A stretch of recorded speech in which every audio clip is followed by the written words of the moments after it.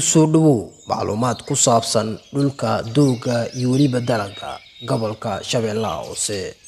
Gobolka Shabeellaha Hoose waxa uu dhacaa koonfurta dalka Soomaaliya. Dadka ku nool gobolka Shabeellaha Hoose waxaa lagu qiyaasaa 1.2 milyan.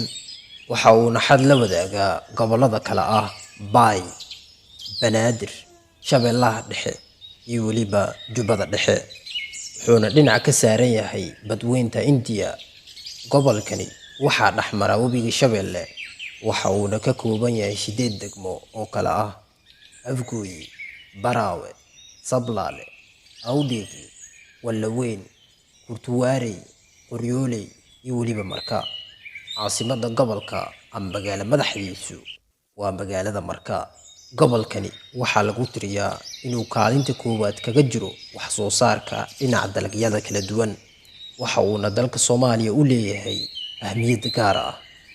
Daawade, barnaamijkan wuxuu noqon doonaa mid taxane ah, isla markaana aan ku soo qaadan doono 8 degmo aan kor ku soo xusnay, mid midna u dul istaagi doono insha Allah. Intaan barnaamij ceenkan oo kale ah ku kulmi doono sidaas